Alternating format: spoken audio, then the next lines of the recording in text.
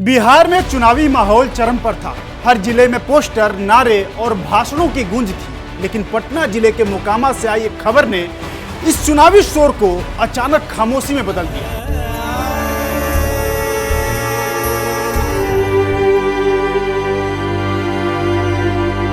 चुनावी पोस्टरों के बीच बारूद की बू और भीड़ के नारों में गोलियों की गूंज। जनसुराज पार्टी के नेता दुलार चंद यादव सरेआम मारे गए और बिहार का लोकतंत्र फिर से खून से रंग गया। कहते हैं सुशासन का बिहार, लेकिन सड़कों पर नजारा कुछ और ही है। जहां विकास के वादे पोस्टरों पर हैं और वर्चस्व की जंग मैदान में। अनंत सिंह बनाम दुलार चंद यादव, यानी बाहुबल बनाम बाहुबल, जाति बनाम जाति, सत्ता बनाम सड़क की ताकत। मोकामा फिर उसी मोड़ पर लौट आया है जहां बंदूक तय करती है कि कौन नेता बनेगा और कौन खबर। अब लोग पूछ रहे हैं कि बिहार क्या एक बार फिर जंगल राज की तरफ बढ़ रहा है, या यही है नए नाम का पुराना राज। क्योंकि अगर यही है हमारे बिहार, तो फिर से सियासत नहीं, सत्ता का शूट आउट है। तो कौन है इस हत्या का जिम्मेदार? कैसे मोकामा का हॉट सीट बन गया हत्या का चार्जशीट? आज इसी मुद्दे पर विस्तार से चर्चा करेंगे। मैं हूं अरुण जायसवाल और आप देख रहे हैं क्या सीन है।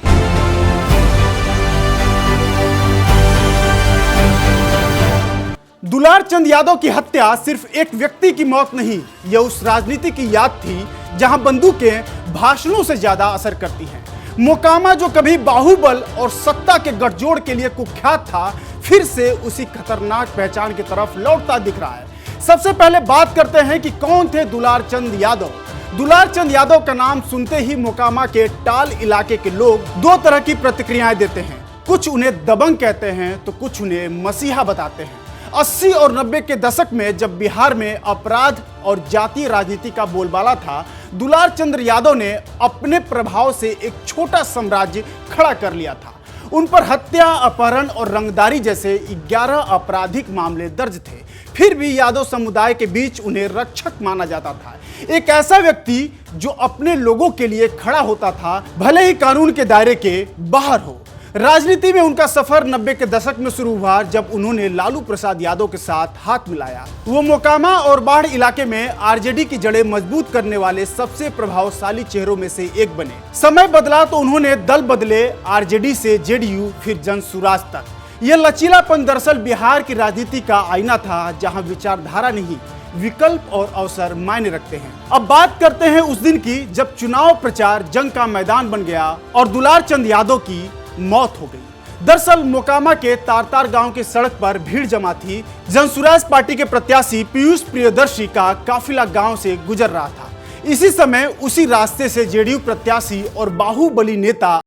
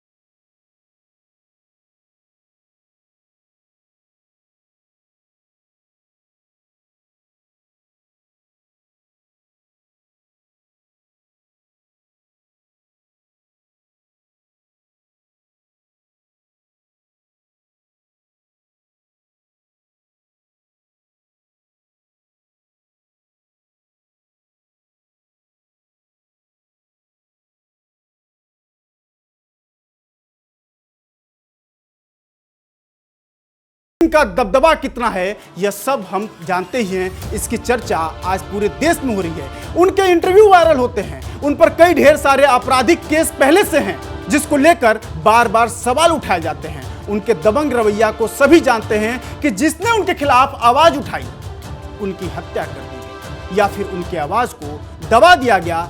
इसलिए दुलार चंद यादव की हत्या के बाद एक बार फिर मोकामा के बाहुबली नेता अनंत सिंह एक बार फिर से सवालों के घेरे में है। अब पुलिस दोनों पक्षों की एफआईआर पर काम कर रही है। 3 केस दर्ज हुए, 2 गिरफ्तारियां हो चुकी है और जांच एसआईटी को सौंपी गई है। लेकिन मोकामा की राजनीति में जाति, शक्ति और डर का समीकरण हमेशा से हावी रहा है। मोकामा सिर्फ एक विधानसभा सीट नहीं है, यह बिहार की राजनीति का प्रतीक है।